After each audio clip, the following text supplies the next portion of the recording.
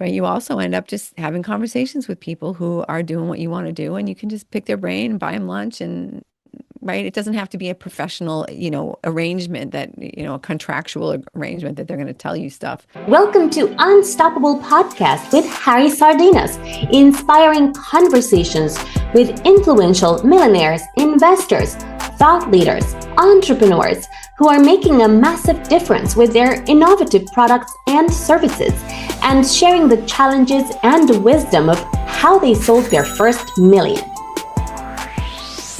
You are talking about the subject, what do you want? You clearly passionate about property. For me, I started in property, to be honest, to make money. Yeah, that was the primary reason. A friend told me, look, you make money doing this. And I said, okay, I'm going to do it. And then I was struggling. Then I read the book of Roy Kiyosaki. And I said, that's it.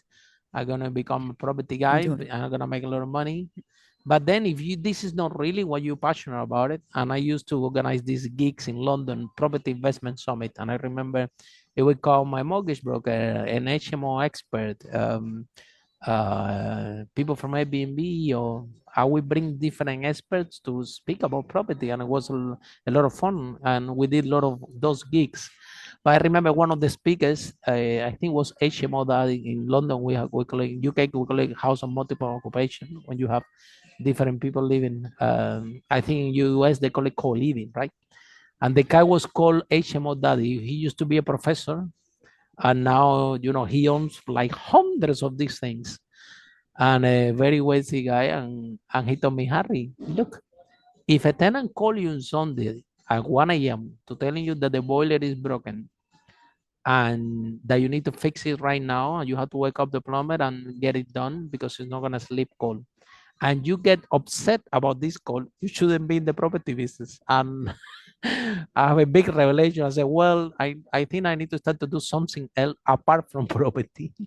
uh, so because we do have a lot of volume, and it was a big operation. I was detached to it because my managers were running and the whole business was running on autopilot. But I realized that, well, I can do another property strategy, or we start to do events, which is something that I really was happy and having a lot of fun organizing the property events. Now I like it. So we create speakers and leaders, and we do events. We're doing events all over the world about people how to start the business, grow the business, and we talk also, we do events about property as well.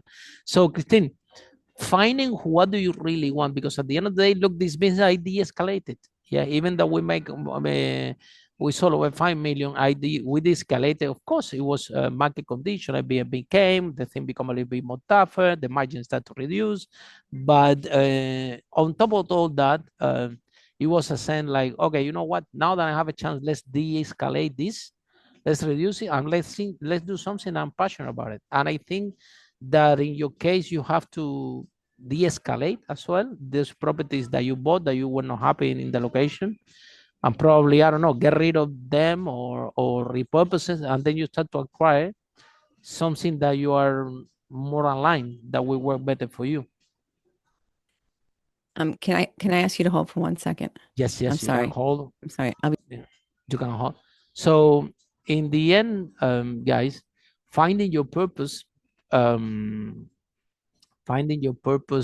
what you really want to do, it's a journey that you discover yourself. And sometimes you think that you want one thing, and after something else happens. For example, I remember back in the day when I was young, I wanted to be a millionaire, and then I find out after I make the first million that it was not a big deal, that I was making a whole case. I want to make a million, and to be honest, it was not a big deal when that happened. Then I remember one of my dreams was I want to have a restaurant. Then I opened a restaurant and lost 200,000 pounds in Brick Lane. And that dream, then I want to be a restaurant. I want to have a restaurant. I like to eat a lot, so I thought it was a good idea to own your own restaurant. It still was a lot of fun, and a lot of fun, and I ate a lot, and but the business did not work. And in that path to finding yourself, right, to find yourself. What do you really want, and what do you really want to achieve?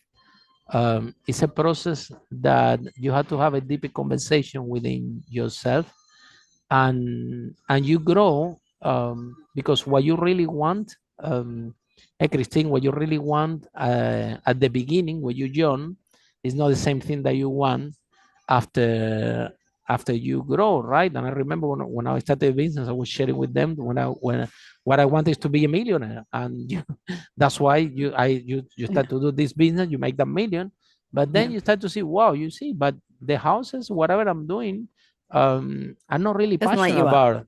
And Right. then you start to, especially when things go bad, is when you realize, at least Christine, what you don't want. That's what happened to me. Every time that something went wrong, I was not even sure what I wanted, but I was sure 100% what I did not want. Yeah. Exactly. So how about you? Exactly. Well, that's where it's so vital. You know, it's exactly what you said. I want to be a millionaire. And I say to people, why? Not why, but like, okay, and what is it? What changes in your life when you're a millionaire? What do you want to happen? You know, what are you going to do when I'm going to buy a Lamborghini. Oh, I'm going to do this, I'm going to do that. Okay. And the more you dig down and dig down and dig down, that's just some goal they pulled out of their backside. You know, it's not Mhm. actually, it's what maybe somebody told them that they should want, right? When you achieve it, they buy the Lamborghini, they're empty. Exactly. You're like, they, okay, now I got they'll, $1 million. So what, right? the, And you don't want a goal that leaves you saying, okay, I did it, now what, right? You really want a goal that, so I feel that like that's outlaws where you. well, you have to, it's a more elevated conversation to say, like, when you start to think about what is money going to give you that you don't have today, what is your life going to be like? And I think a lot of it is like what you experience, like you're in a different room, you're meeting different people, you're having different conversations. Well, you don't actually, you can achieve that in another way and have that life, and then the money's just going to happen anyway, Mm-hmm. right? That becomes a byproduct of the life that you're loving and living and right, everything that's happening to you, rather than saying, okay, yeah, okay, I did this thing where I, was mostly by myself and I was, getting calls at 1 in the morning to fix a toilet and this was happening and my life really sucked, but I had $1 million. Like, that's not the right question. I actually coach kids at the Boys and Girls Club, young kids like 8 to 12-year-olds about entrepreneurship. And I hear that all the time. What do you want? I want to be rich. Okay, so what does rich look like? What are you going to do? That's where I got that. I'll buy a Lamborghini. I said, okay, what color? Mm-hmm. What is it? Like you just keep going down and down and down, and you realize that's not really a goal. It's never money. This is the first thing that we learn Yeah, down the line is exactly. you It's think that not the your money. goal is to make a million, but this money only amplify who you are, and until you don't Exactly. until you don't find who you are, Yeah. this money is just gonna be it's just paper that will sit on your bank account, or you can buy something that you don't even that you don't even appreciate that much. I think that We but also figured also out $1 million isn't really all that much money. absolutely. Like, okay, that only I took a got, half an hour to spend. I Now got, what? yeah, yeah, yeah. And wait, you have it, and then you purchase another house, you make a wrong the decision, Yeah. and woof, disappear. Yeah.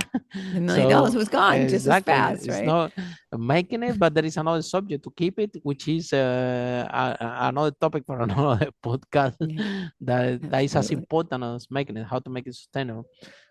Yeah. What But we it's want also change, what we want change when times passes, but at the same time, there is always a core of who you are, yeah, and and right. and sometimes trying to find yourself, some decisions you make end up self-sabotaging, right? And I'm glad that you brought this up, right? Because you buy in these houses that you don't, probably the cash flow was good, probably was a good investment because they were cheap, they were below market value, and it's very attractive. Your mic is off. Your mic, Yeah, now yeah. it's Sorry. fine. I Yeah, I I, I yeah. just So, muted it. so you buy these houses below market value. Wow, they are cheap. This is gonna give me very good cash flow. But then the neighborhood is not doing. And then you thought about this, but then you put the tenant, they're not paying. And wow, Yeah. it wasn't not such a big cash flow. It's zero cash flow. They're not paying. What Yeah. is It looks that? good on paper. Now what? Yeah, exactly. Now you have to and you're trying to do more of that thing because you want to make more money, and in Yeah. the end it's not really you end up without knowing self-sabotaging Exactly. And yourself. you're very unhappy, right? Because you're doing things you don't want to do. So you've got stress, you've got anger, Mhm. you've got resentment, you hate your tenants because they're jerks, and I Anxiety. don't want to have to go over there again and do this thing, right? Mhm. So goals, if I had been clear about my goals, then that would never have even been on the table to think about buying Mhm. something in an area where I don't even want to go after dark. So Mhm. Um, yeah, with the again some saying that, yeah, I'm aware of properties that they are in this type of neighborhood and they produce a lot of cash flow and the tenants are good. Yeah, amazing. Yeah, so at least in London, yeah.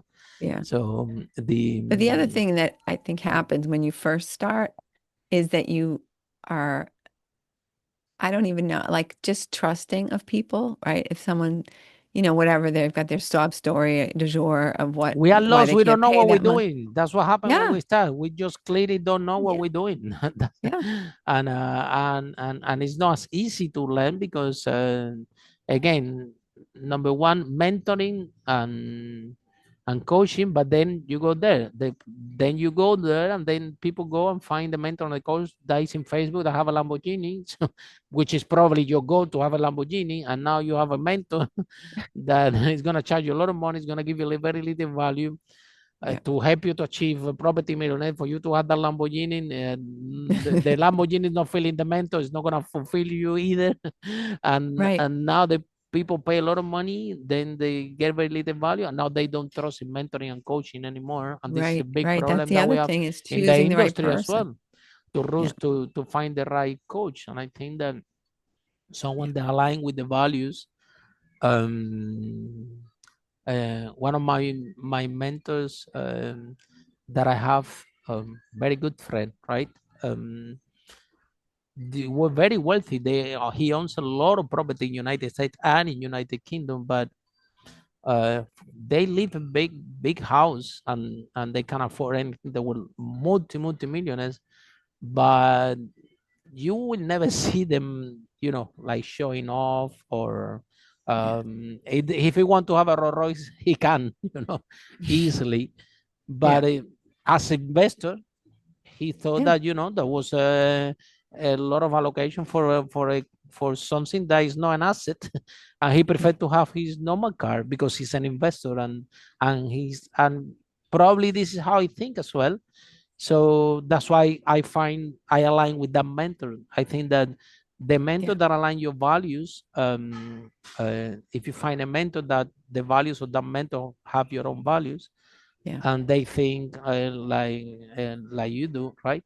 Then that could be a good match there.